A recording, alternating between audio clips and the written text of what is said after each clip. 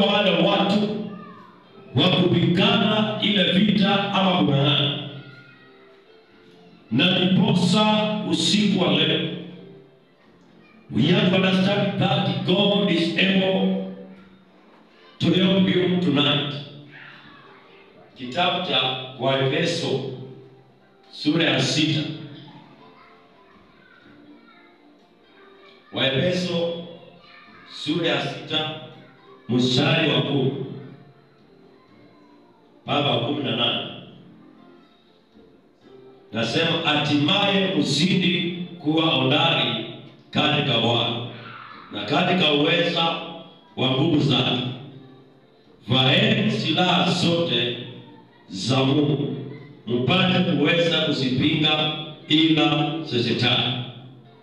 Kwa maana kushindana kwetu sisi si juu ya damu na nyama, bali ni juu ya falme na mamlaka, juu ya wakuu wa giza hili, juu ya majeshi ya pepo wa mbaya katika ulimwengu wa roho. Bwana Yesu apewe sifa. Amen. Huyo ni Paulo anaongea kitabu cha Waefeso 6:10.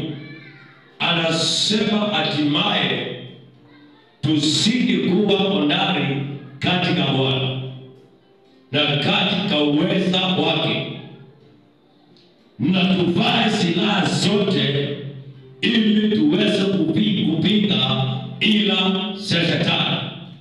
Maana kupingana kwetu sisi, unajua ni wale wameokoka sasa, tunaambiwa kupingana kwetu sisi sio kwa nyama na damu, bali tunapingana na falme zile siko juu, pepo wabaya, wale wamemiliki katika giza hili.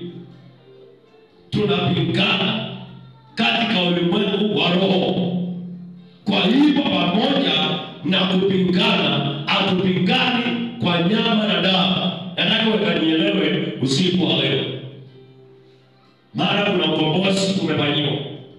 Nataka ukanielewe usiku wa leo, ujue kana kwamba hatupingani katika nyama na damu, bali tunapingana kiroho. Na unapoelewa kupingana kwetu sio kwa nyama na damu, tunapingana katika ulimwengu wa roho. Bwana Yesu asifiwe sana. Amen. Na ndipo maandiko yanasema mstari wa 13, kwa sababu hiyo twaeni silaha zote za Mungu mpate kuweza kushindana siku ya uovu, na ukiisha kuyatimiza yote kusimama.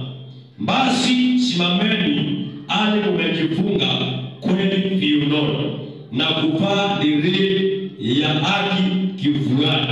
Mstari wa 15, na kufungiwa miguu utayari tupatao kwa ajili ya amani. Zaidi ya yote mkitwaa ngao ya imani, ambayo kwa hiyo mtaweza kuizima mishale yote yenye moto wa yule mwovu. Tunatwaa ngao, zaidi ya yote tunafaa kutwaa ngao ya imani.